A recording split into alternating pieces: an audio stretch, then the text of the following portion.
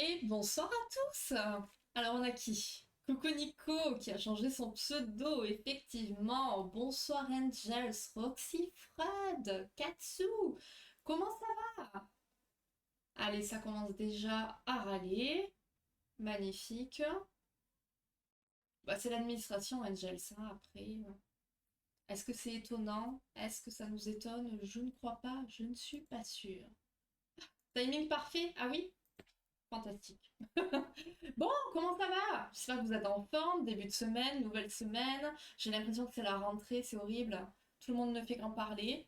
La semaine prochaine, on est déjà en mois de septembre. Ce qui veut dire mon mois d'anniversaire. Oui, parce que moi, je fête mon anniversaire sur un mois, c'est connu. Donc ça va être très chouette. Il faut se raccrocher à ce qu'on peut. Voilà, voilà. Bon, alors, on est lundi. Il fait moins chaud, ça c'est bien aussi. Et le taf s'est un peu calmé de mon côté, donc ça c'est plutôt cool aussi. On peut respirer. J'ai l'air défoncée. Super. Alors soit je suis bourrée, soit je suis défoncée. C'est de mieux en mieux. Décidément, catastrophe. Oui, la musique s'est terminée au moment du chrono. Donc, ce soir, on va parler un petit peu de beaucoup de choses. En fait, c'est basé sur un livre qui était... C'était quoi? Je ne le vois pas de là, mais c'était en gros enfin, de A à Z sur la sexo. Donc on a plusieurs termes, ouais, plusieurs termes comme ça sur le couple, sur la sexualité, sur des pratiques, voilà. Ça va être un live un petit peu olé olé, mais voilà. Elle sur la Morito de septembre. Tu sais que je sais même pas si je vais. Bon, si, quand même, de Morito. Bah oui, Angel, il était temps que tu t'en rendes compte. Moi, je le savais, mais voilà, bienvenue. Bienvenue parmi nous. Bienvenue parmi les meilleurs signes de l'année. Donc voilà, je ne sais plus exactement combien on a de questions, mais on en a certaines. On va couper ceci. On va se mettre sur le quiz. Tac, tac, tac, tac, tac. La musique. Ok. Si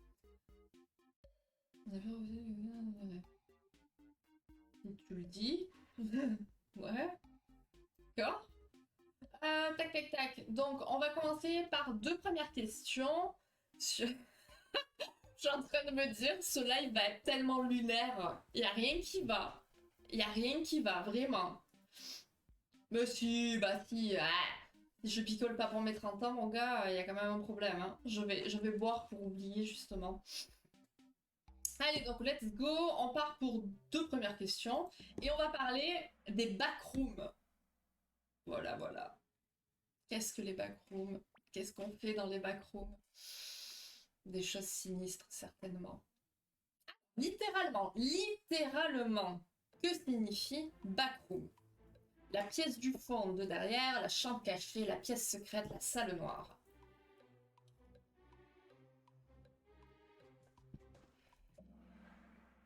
Ok, ok, ok. Effectivement, on est sur la pièce du fond de derrière. On continue. Que sont les backrooms concrètement? Là, on a dit littéralement, mais concrètement, qu'est-ce que c'est?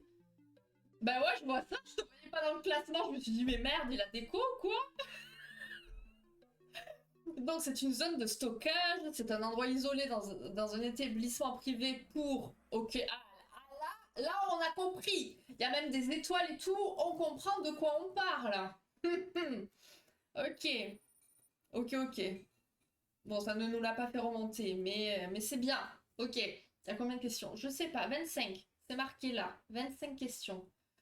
Donc, donc littéralement, on peut le traduire par la pièce du fond de derrière. Ça va être un endroit isolé et aménagé généralement dans un établissement privé, les bars, les boîtes de nuit, tout ça, qui vont permettre aux clients intéressés de se mettre à l'écart pour avoir des relations sexuelles dans la pénombre. Donc généralement le bar, la piste de danse ou autre, ça va être la zone soft, où on va... C'est tellement cringe, pardon, pas de jugement, où on va repérer la personne qui va susciter notre intérêt pour se diriger par la suite vers la zone un peu plus hard.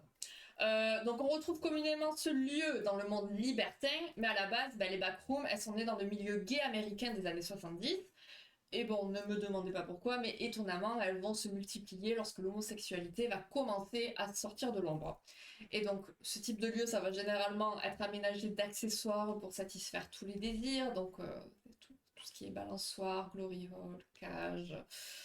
Et ce type de lieu est souvent apprécié des sex addicts, sujet dont on a déjà parlé évidemment. Oui, clair-obscur, on reste dans le thème. Demain, on y est. 17h30, clair-obscur. C'est horrible. Une dernière question sur ce sujet. Qu'est-ce qu'une black room? Donc on a vu littéralement ce qu'était qu'une black room, concrètement ce que c'était, mais la black room, qu'est-ce que ça peut être? Une chambre noire photographique, une salle de méditation, une black room dans l'obscurité la plus totale ou une pièce insonorisée? Ça peut être très bizarre ce que tu viens de dire, Katsu. Une chambre noire photographique, vraiment. Vraiment. On est dans le sujet de la photographie, là. Vous êtes sérieux? Punaise. Mais non, mais c'est la seule question un peu tendancieuse, je crois. Donc, attenante à la backroom, il existe aussi la black room. Et donc là, effectivement, on va dans l'obscurité la plus totale. Et donc là, le désir va naître de tout ce qui est odorat et l'anonymat tactile, en fait. Il n'y a plus d'identité sociale, il n'y a plus de visage, seulement des parties de corps qui vont être révélées par les mains qui vont toucher. Voilà. Et donc, les années SIDA, elles ont provoqué la fermeture de la plupart de ces lieux aux États-Unis, hein, parce que c'était pas très, je veux dire, c'est pas très SIDA, mais pas très Covid, comme on pourrait dire aujourd'hui. Mais c'est en Europe aujourd'hui que ça prospérerait, du coup, ce type d'endroit. Et coucou Black Queen, comment ça veut dire? Je lis en même temps. Comment ça va? Là, que ça veut dire noir, j'ai pas réfléchi. Non, mais Angels, faut comprendre de quel sujet on est là. Hmm. Donc, le crime passionnel, à présent. Comment la passion peut-elle devenir un crime? Qu'est-ce qu'un crime passionnel? Un homicide involontaire, un acte de vengeance planifié, un crime prémédité motivé par la jalousie ou un meurtre commis sous emprise d'émotions passionnelles. Oui, ça va, comme un lundi. Mais non, il a passé les Black Rooms. Au moins, il s'est évité ça. C'est pas plus mal. Parce que... C'était pas faux non plus. Donc, le crime passionnel, ça décrit un meurtre ou une tentative de meurtre qui va être commis par une personne éprouvant de fortes émotions passionnelles. Donc, ça va être la colère, la jalousie, la tristesse, la frustration. Et généralement, c'est lié à une relation amoureuse ou sexuelle. Et ces fortes émotions, elles vont alors être considérées comme le déclencheur ou le motif principal de l'acte criminel. On passe à une autre question. Quelles émotions déclenchent généralement un crime passionnel? Non, tu es trop pur pour ça. Donc c'est la colère au travail, le stress financier, la pression sociale, la dépression, la solitude, l'isolement, l'ambition, l'envie, la compétition. Ok, effectivement. Donc souvent, le crime il va être caractérisé par une motivation émotionnelle intense, donc à la suite d'un rejet amoureux, une liaison extra-conjugale, des conflits conjugaux. Vous savez, on a souvent cette image, j'allais dire, voilà, mais cet exemple plutôt, où on découvre l'autre au pieu avec quelqu'un d'autre, et puis on vrille et on tue l'autre. Voilà. Bon, quand on est à peu près normalement constitué, ça n'arrive pas, mais si on vrille et que l'émotion a été trop forte, eh bien, on peut en arriver là. Donc, la personne, en fait, elle s'est sentie trahie, rejetée, trompée ou menacée dans sa relation, et du coup, selon les situations, elle va commettre le crime de manière impulsive, sous l'effet de l'émotion. Donc, voilà, c'est pour ça que c'est pas vraiment prémédité, parce que, enfin, ça l'est pas, parce qu'on agit vraiment sous le coup de l'impulsion et sous l'effet de l'émotion qui est arrivée face au drame qui s'est produit. Et c'est comme ça, justement, que va être justifié le crime. Voilà, c'est un crime passionnel, c'est l'émotion, voilà, on n'avait pas trop la main dessus. Et donc c'est le type de crime qui va susciter une attention médiatique importante, compte tenu de sa nature dramatique et émotionnelle. Voilà, les médias, ils adorent, ils raffolent des histoires, voilà. Les dramas, voilà, on adore. On sait être pur des fois, ouais, c'est ça. Donc la notion de crime passionnel existe-t-elle dans le code pénal français? Oui depuis 75, oui depuis 1810, non ce n'est pas un concept juridique reconnu, ou oui depuis 1992. Donc là on a un petit peu de tout. Ok, et donc effectivement c'est une notion qui n'existe pas dans le code pénal français. C'est pas juridiquement reconnu, et en fait c'est né dans la presse au 19e siècle. Voilà, donc c'est vraiment une notion de journaleux, j'ai envie de dire. On passe à deux prochaines questions. Avant 75, comment les tribunaux considéraient-ils les crimes passionnels? Quoi? Ça fait quoi les dates? Qu'est-ce qu'il y a? Donc, les crimes passionnels, on les considérait avec indulgence. Ok, voilà. Ok. Deuxième question. C'est pas mal, c'est pas mal. Quelle était la supposition concernant la passion amoureuse avant 1975? Qu'elle renforçait les liens conjugaux, qu'elle pouvait faire perdre la tête et conduire à des atrocités, qu'elle n'avait aucun impact sur le comportement criminel ou qu'elle était une excuse valable pour l'infidélité.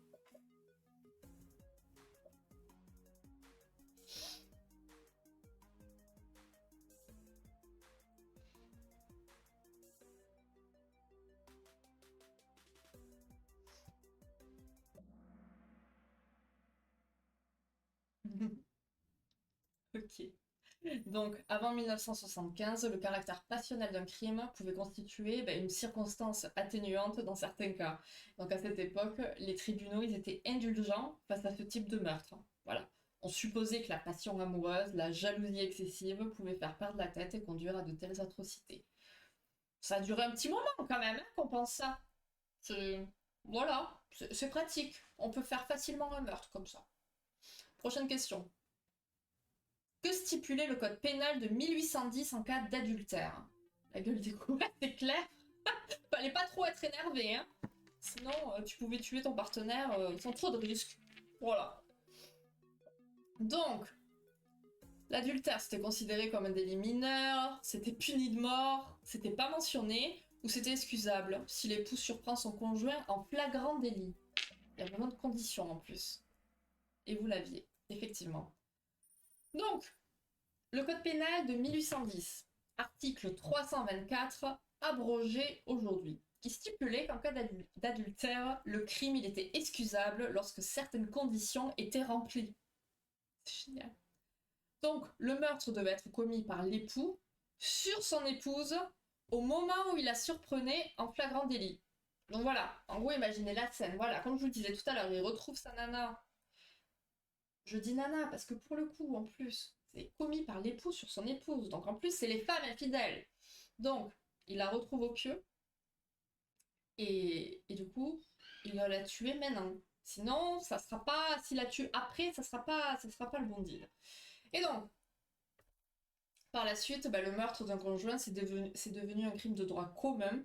Le caractère passionnel était alors nul et ne constituait ni une circonstance atténuante ni une circonstance aggravante. Et c'est en 94 que le caractère passionnel d'un crime est devenu une circonstance aggravante. Et les coupables, ils pouvaient même risquer une réclusion criminelle à perpétuité. Voilà. Ça a mis du temps à évoluer quand même, j'ai l'impression, hein. Pourquoi le concept de crime passionnel est-il critiqué? Ce corse. Et ce nom. Ouais, c'est ça.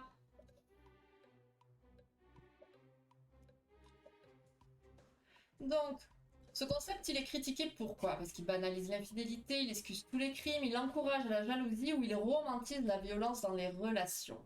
Et effectivement, c'est ça le problème. Le concept de crime passionnel, il a été critiqué car certains estiment que ce terme, il romantise la violence dans les relations. Et de plus, il peut être difficile de déterminer objectivement si un crime est véritablement passionnel ou s'il s'agit simplement d'un acte de violence, ce qui va rendre du coup la classification controversée. Et vous alors, vous en pensez quoi du crime passionnel? Donc maintenant, on va passer à un autre terme qui est celui... ce soir, on a vraiment le top du top. Le devoir conjugal. Devoir, obligation, existe-t-il en matière de sexualité au sein du couple? Donc, si le devoir conjugal a lieu, l'ennui, la violence commence à se dévoiler. Je vous laisse méditer là-dessus et on part sur 3 questions. Que disait le code napoléonien 1804 sur les femmes mariées? Oui, après dans les polars carrément, et moi la première. Moi dans mes livres de true crime, c'est très intéressant. Mais c'est horrible. Pour moi ça n'existe pas. Le crime passionnel? Tu penses que l'émotion... Une émotion ne peut pas t'emplir au point de disjoncter, de tuer quelqu'un? Ok, ok, vous êtes au top sur le code napoléonien de 1804. Bah ouais, ouais. J'ai l'impression que... Voilà. C'est le truc à avoir lu dans sa vie, hein. Vraiment. Incroyable. Et coucou Ginny, comment ça va? Deuxième question. Que stipulait le code pénal de 1810 concernant le devoir conjugal? Il érigeait le devoir conjugal en obligation, il interdisait les relations sexuelles forcées, il reconnaissait le consentement mutuel ou il laissait le choix aux époux. Oui, ça va tranquille. Tranquille, tranquille.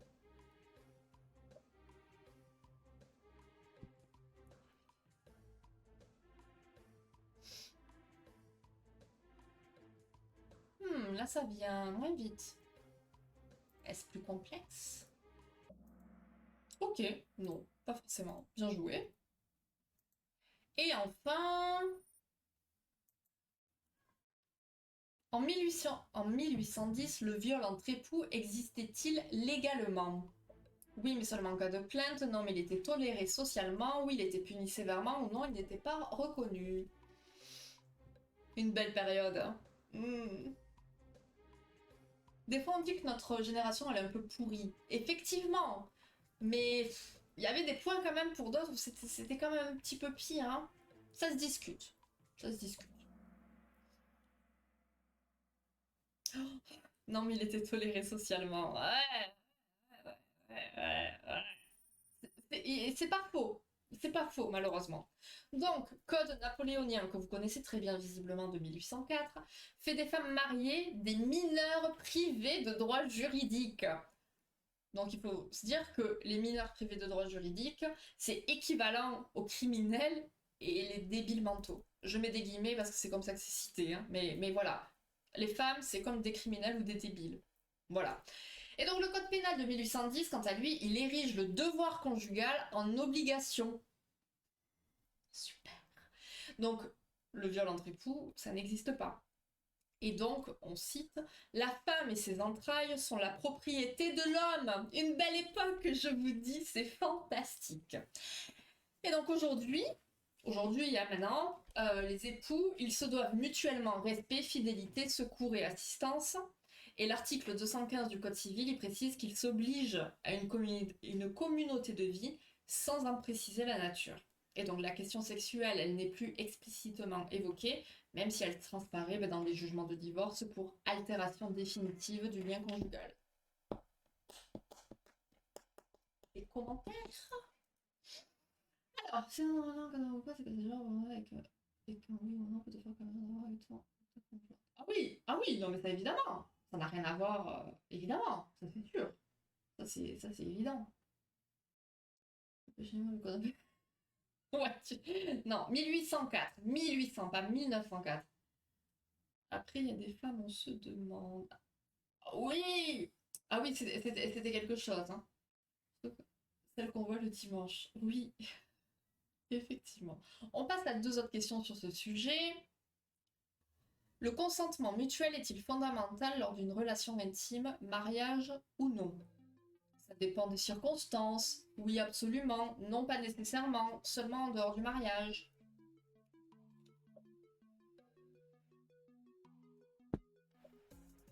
Faites attention. Très attention à ce que vous allez mettre là.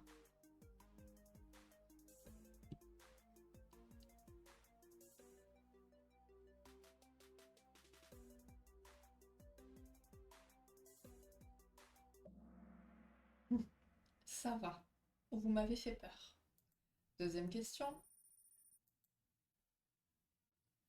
La loi reconnaît-elle qu'une agression sexuelle peut avoir lieu au sein d'un couple marié? Non, mais non, non. On tient son classement, Katsu. Ouais, parce que c'est la victime qui a provoqué cette émotion, donc c'est sa faute. Oui, j'entends ce que tu veux dire. Oui, oui, oui. Je l'ai pas vu dans ce sens, mais oui, je comprends. Ouais. Alors, c'est du coup, nanana. Ok. Donc, il est évident que ce terme, il pourrait semer le doute dans des esprits dérangés. Ce n'est pas votre cas. Je suis soulagée. Donc, il n'y a aucun doute à avoir, le consentement mutuel, c'est fondamental lors d'une relation intime, mariage ou non. Voilà, on l'a déjà beaucoup répété lors de tous nos lives. Une petite piqûre de rappel ne fait pas de mal.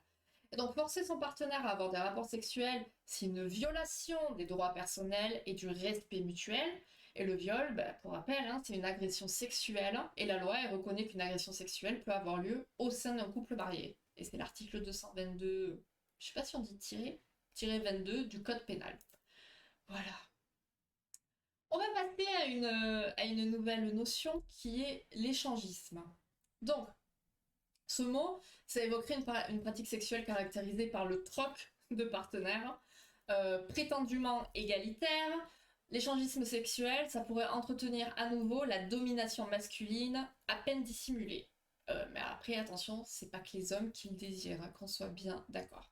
Mais il est vrai que bien souvent, on va associer ce terme à un homme seul ou en couple, qui, il a trouvé son moyen un peu inespéré de réunir deux sexualités dissociées par la notion de mariage. Une sexualité reproductive avec sa femme et une sexualité récréative avec la prostituée ou sa maîtresse.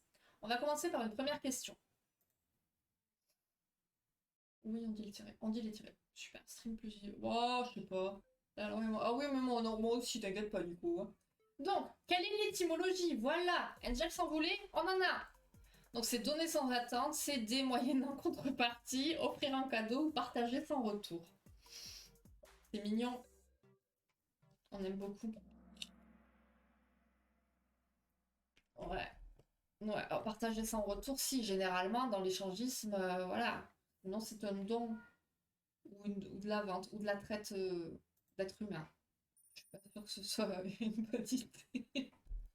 Quand je vois les scores, je me dis, bon, alors, effectivement, l'étymologie du mot, c'est céder moyennant contrepartie. Donc considérer que les partenaires s'échangent alors comme des marchandises, on n'est pas très très loin. Euh, Vous connaissez certainement le marquis de Sade qui avait anticipé que les individus ne seraient strictement réduits qu'à leurs organes sexuels, interchangeables et anonymes. Mmh, j'adore, j'adore, j'adore. Deux prochaines questions. Qu'ont permis les nouvelles formes de sexualité après les années 60? Étymologie. De promouvoir la monogamie, de renforcer les normes traditionnelles, d'interdire l'infidélité ou d'évacuer la dimension transgressive de l'adultère. D'après vous, si on reste dans le thème, enfin, dans le sujet, quoi, on a bien compris que... Ok. Eh bien, vous suivez, vous suivez. C'est très bien. Deuxième question. Pensez que les sentiments de jalousie ou de culpabilité épargneraient les échangistes est-il réaliste? Est-ce que c'est réaliste de se dire que les échangistes, il n'y a pas de jalousie ou de culpabilité? Ça dépend, oui c'est réaliste, non c'est illusoire, ou ça varie selon les cultures. Encore une fois, j'entends, toutes les réponses pourraient être bonnes.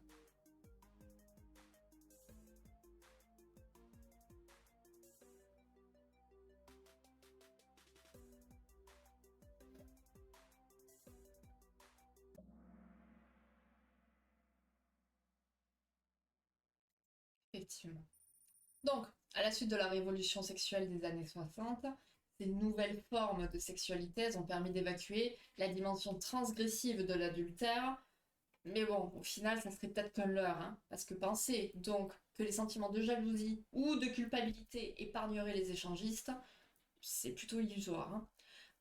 Est-ce que ça serait pas plutôt la terreur inspirée par l'infidélité de l'autre et par conséquent sa possible perte bah, qui commanderait cette mise en acte, consentie par l'ensemble des concernés?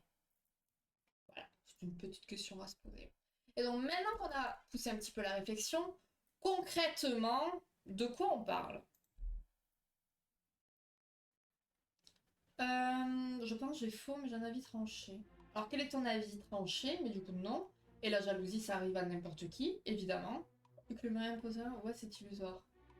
Oui, mais tu penses que quand tu es en couple, forcément l'autre considère qu'il possède l'autre? Donc l'échangisme, c'est quoi? Ok, oh, très bien, vous avez capté. Donc c'est une pratique sexuelle où deux couples ou plus se rencontrent et partagent leur partenaire dans le cadre d'une expérience sexuelle commune. L'échangisme, c'est généralement pratiqué dans le but de pimenter la vie sexuelle, d'explorer de nouvelles expériences, de répondre à des fantasmes sexuels et parfois, selon les cas, de renforcer la confiance mutuelle. Voilà. Dernière question sur ce sujet. Le consentement est-il essentiel dans la pratique de l'échangisme? Non, pas nécessairement. Évidemment que oui. Ça dépend des règles du groupe, seulement pour les nouveaux participants. Attention, hein.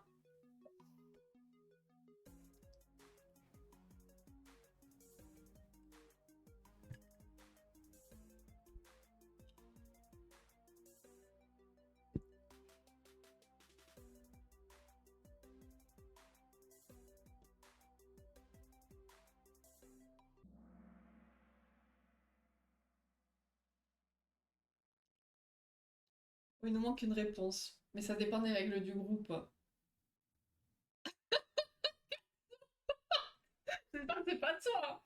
On a perdu quelqu'un en cours de route, en tout cas. Punaise. Mais non, voyons. Enfin, non, justement, on en revient après à toutes ces histoires de viol caché, quoi. Enfin, pitié. Donc, tu crées forcément une scène, je donnerai attention en relation. Oui, on en a certainement parlé, on va en parler, je ne sais plus trop, je suis perdue entre ce qui est fait, préparé, pas fait. La jalousie verte et la jalousie noire. Donc la jalousie verte, c'est une jalousie qui fait du bien, enfin qui fait pas de mal en tout cas, qui est saine et qui est normale. Et la jalousie noire qui pousse au crime passionnel. Voilà, on fait des liens, on fait des liens. En gros. Donc, il est bien à noter évidemment que comme pour toute pratique sexuelle, le consentement est essentiel. Il doit être clair, informé et révocable à tout moment. Ce qui veut dire que si je dis oui maintenant, je peux dire non dans 5 minutes. Ok? C'est voilà, j'ai le droit. Donc, la communication, elle devra être ouverte et honnête entre les partenaires, c'est évident. Et si on envisage l'échangisme, ben voilà, faut discuter clairement de nos attentes, des limites et des règles avant de se lancer dans cette pratique parce que bah, ça sera nécessaire pour éviter tout malentendu et conflit. Voilà, si jamais ça vous intéresse. On passe au dernier terme qui est le terme de nymphomane. Donc, on a déjà parlé d'addiction au sexe, mais aujourd'hui, on va parler de cette notion de nymphomanie qui a bien évolué au cours des siècles. Donc, une première question. Au XVIIIe siècle, comment appelait-on la nymphomanie? Désir incontrôlable, maladie de l'amour, fureur utérine ou passion féminine? Et nous avons une belle méduse pour illustrer cela.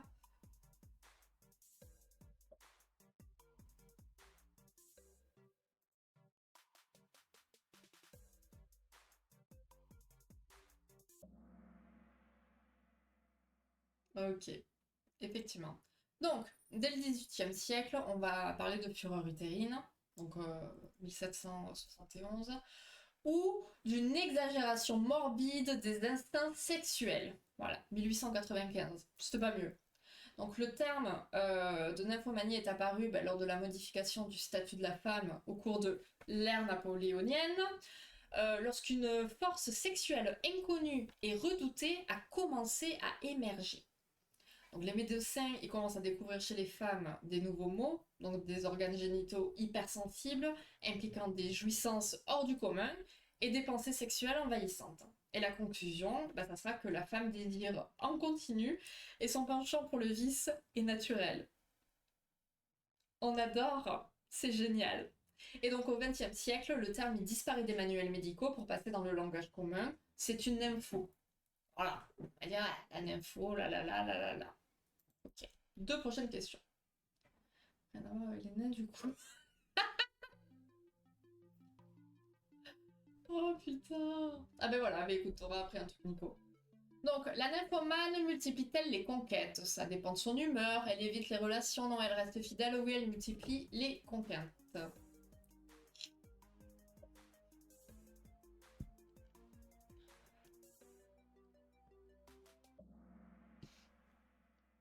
Ça dépend de son humeur. C'est pas faux. C'est pas faux. Ok, avec ces 9 bonnes réponses d'affilée, il repasse en première place. Bravo. Deuxième question. Pourquoi la nymphomane confronte-t-elle l'homme à son impuissance? Parce qu'elle le domine intellectuellement, car elle le réduit à un jouet sexuel incapable de la satisfaire durablement, parce qu'elle le rejette émotionnellement ou parce qu'elle le manipule financièrement. Ça peut être un petit peu de tout ça aussi, en même temps. Mais il y a plus une réponse, un petit peu plus qu'une autre. Ok. Donc, effectivement, la nymphomane, elle va plutôt multiplier les conquêtes et confronter l'homme à son impuissance. Elle le réduit à un jouet sexuel, incapable de la satisfaire durablement. Donc, il y a un mélange de mépris, de peur. En fait, la nympho, c'est une éternelle mal-aimée. Et les hommes, ils s'y intéressent pas parce que c'est une fille facile, prête à tout pour assouvir son désir. Avant-dernière question. La frénésie sexuelle de la personne nymphomane découle généralement de quoi? D'une éducation stricte, d'une influence culturelle, d'une forte carence affective ou d'un excès de testostérone?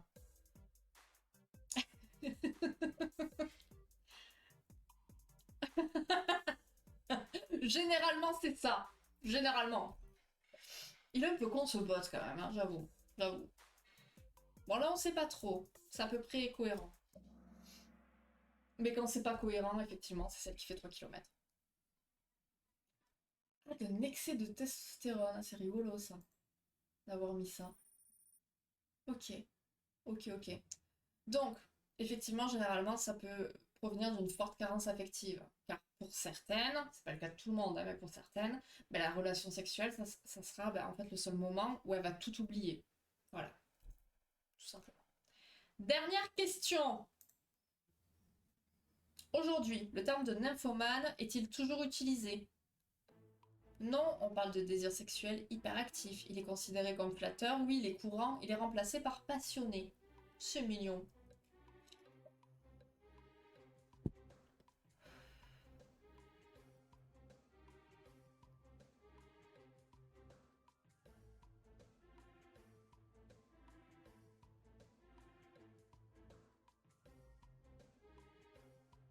Ah oui, non. Non. Flatteur.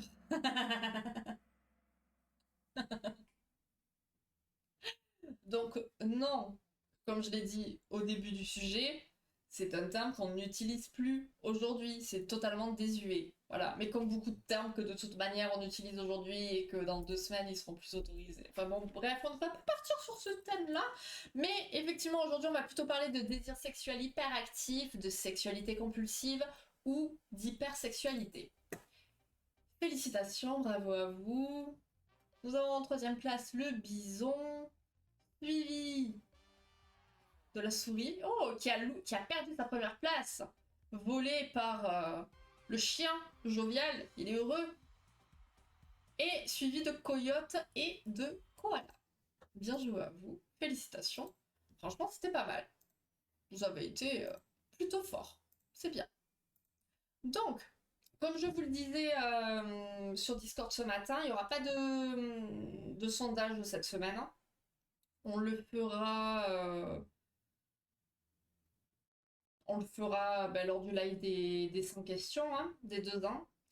Parce que du coup, semaine pro, je peux pas. Et semaine d'après, je suis en vacances. Et vu qu'on fera le live du 11 septembre, voilà.